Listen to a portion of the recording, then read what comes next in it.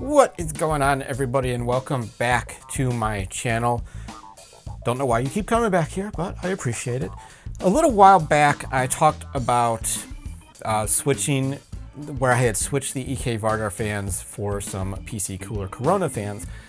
It was in the video where I talked about the Phanteks Halos RGB fan frames suddenly not working properly. And I discussed how much I enjoyed them and how good they seem to be for really what are budget fans. In today's video, we're going to look at another variation of those fans, this guy. It's also the PcCooler Corona fans, but this is the 5-in-1 kit versus the 3-in-1 kit that you have seen previously.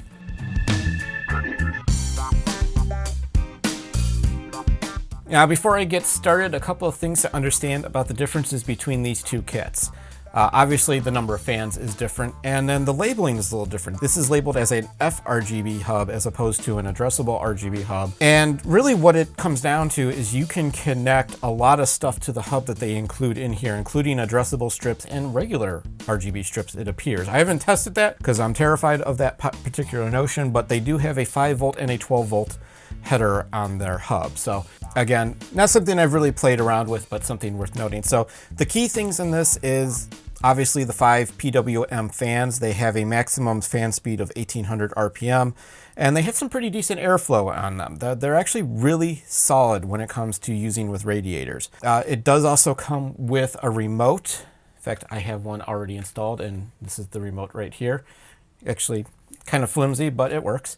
And it comes with a very, very sizable hub that you can use to connect. Now, I didn't know what I was getting into when I first bought these. I kind of have a good idea now, but let's go ahead and open this box up and show you what you get. Obviously, it comes with everything that you would really need to get started. This top box is the accessory box, and then inside are all of the fans. Now, something I want to point out right away for anybody who's looking at these and thinking, oh, these might be really good.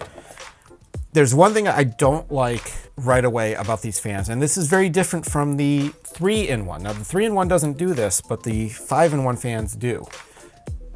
It's one cable, right? See, one singular cable, and it terminates very short.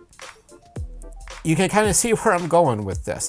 The 3-in-1 doesn't do this. The 3-in-1 has 2 different cables that come out, and that way you can connect the fans to a splitter as you see fit. And then the RGB ends connect to a 3-way splitter that they include in here. This doesn't do that, and it's just worth noting because it can make cable management really special. So there's 5 of these in here. They're actually the same kind of design as the 3-in-1. So all the fans look the same. They're very nice. They have a ring an LED ring that works around. It's a dual-sided LED ring. And the other thing I like is that the back side is actually pretty subdued. So if you want to put these as like I did in the Enthoo 719 as a side intake, it's actually really easy to do that and not look absolutely terrible. You can see a little bit of the wiring here, but ultimately it's pretty discreet, and they use the same kind of sticker on both sides. So really nice job there by them with these fans. I like that. You mount them, they're fans. They mount any way that you want. Just again, be mindful of this, particularly when you are doing your cable management. You're gonna want to run these all to the same spot as much as possible. And so here's the hub. This is the part where everything connects. You've got a number of inputs for the RGB. You've got all of the RGB headers that you need. So you've got a 5-volt RGB header, you've got a 12-volt RGB, and then you've got the proprietary ones that all of these fans have. So these fans, the header just goes in. There's a little arrow indicating where the voltage is, and you just line it up with the arrow that is on the end of the connector, and you push it in, and that connects them. And this is what makes it unwieldy. Now, they do include this 5-way splitter, so you can connect all of the fans. It just connects in like this. And then there is a lead that comes off of it, and you can use that to connect to your motherboard directly. So I have this going into the fan splitter on the top of the back of the Enthoo 719, and then that runs to the high amperage. It comes with this little guy here, and this will allow you to actually power it. It just goes into the back side of it. and then you can use the SATA cable to power the actual hub. They have additional ports on here for some various RGB products. They do include some adhesive Velcro if you want to mount it somewhere in the back. So you just apply that and adhere that as you see fit. They have a number of different connectors. So you've got your 3-pin RGB. So if you wanted to connect this to your motherboard, you would just connect it in on the appropriate connector over on the hub and then run it to your motherboard's header.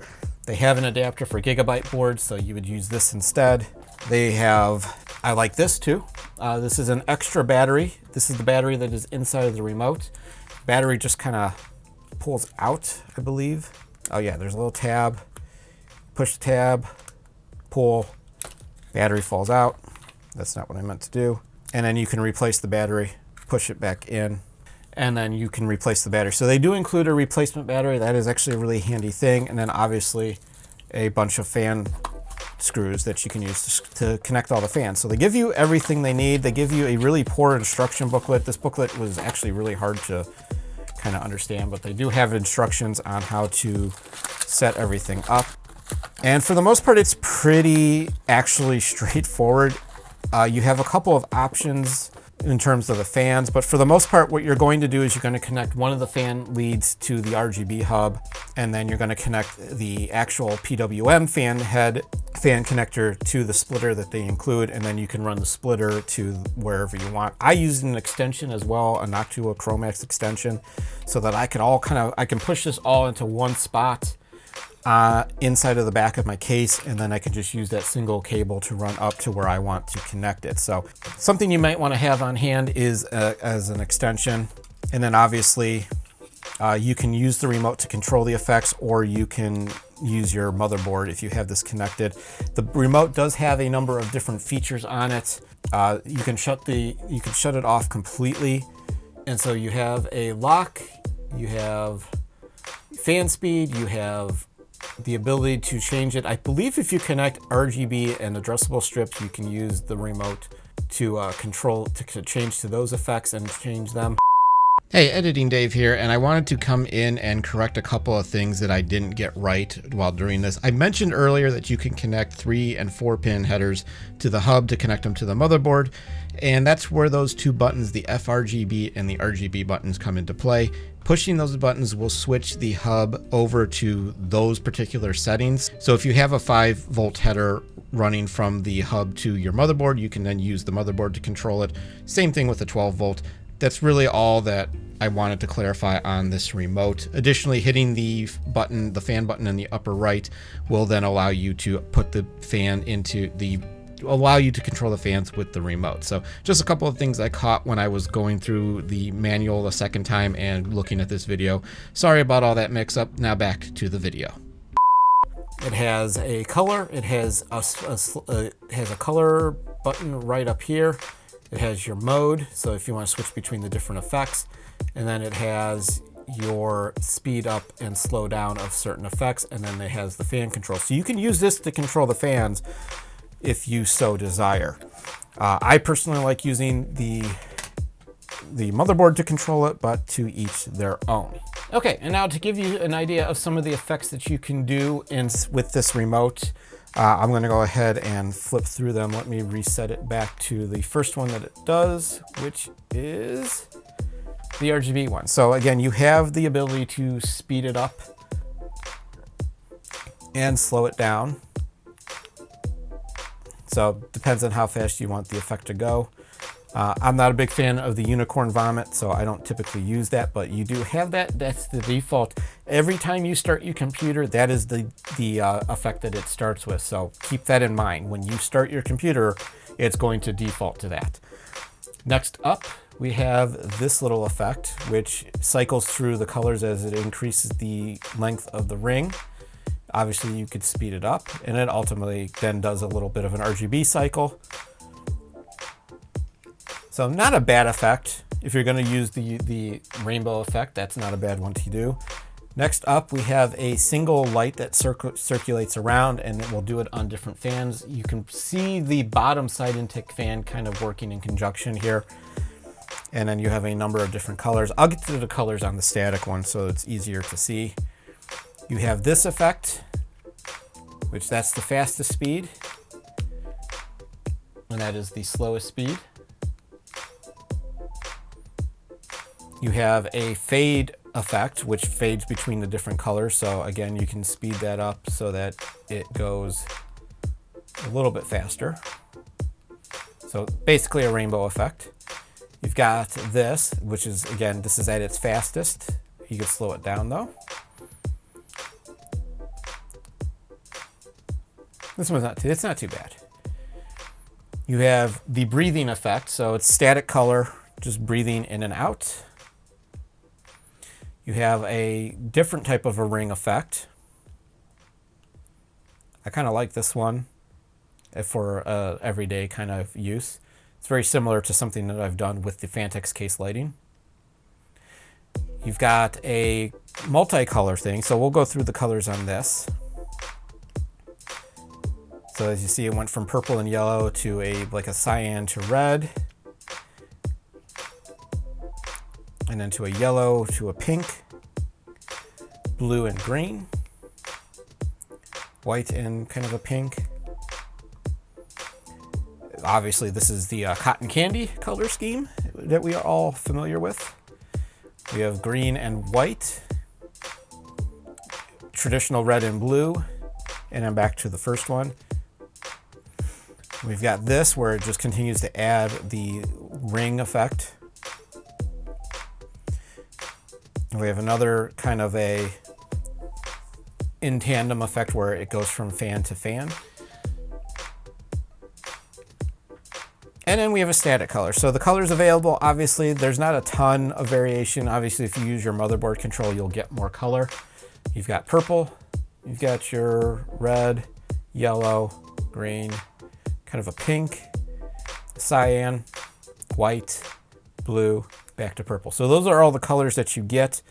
And so there you have it. That is the basics of the PcCooler Corona fans. Now, as far as performance goes, they're not the fastest fans. They don't do brute force, but they do reach 1800 RPM. And they're very effective actually on radiators. That's one of the things that surprised me the most is when I replaced my EK Vardar fans with these, they actually performed pretty well, and they're much quieter. And so if you're looking for something that performs pretty well and has some silence as well as some decent adjustability on RGB coloring, these are worth looking into. Now this 5-in-1 pack will run you about $60 USD. The 3-in-1 is usually between $35 and $40.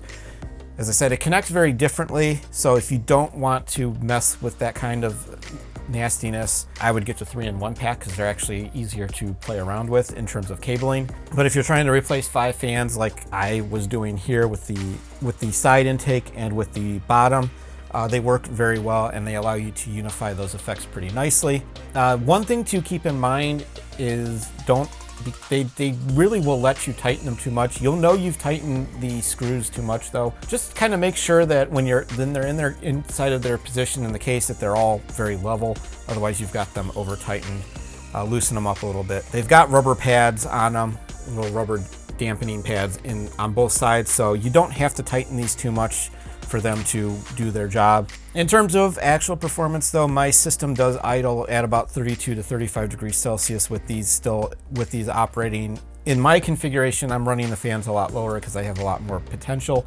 The system operates at about 60 to 70 degrees Celsius under a full load, with these things not even ramping up. So if you're operating in a custom loop system and you want some pretty nice looking but also very quiet fans, I think the PcCooler fans are worth the look. These Corona fans are nice, they're affordable, they come with everything that you need to get started, either with the built-in control or within software control. The 5-in-1, as I mentioned, does come with this handy remote. The 3-in-1 has a little remote, but it really stays inside of your case, so you'd have to remove a panel to get to it. But the effects are the same. There's no real difference between the effects with that. And actually these top fans used to be operating under that. So it really depends on your preference of how many fans you need. Do you need 3 fans? 3-in-1 kit is perfectly fine. It connects really well. If you need 5, this is a great value. And you're getting 5 fans, the hub, the remote, and all the accessories you need to get started. And they just do a really nice job. Can't recommend them more at this point in time. Obviously that'll change if I come across an issue, but these top fans I've been using for about 6-7 months now, and there've been no issues. So that is a look at the PcCooler Corona fans. I think it's a really nice kit. It's a nice set for the price that you pay.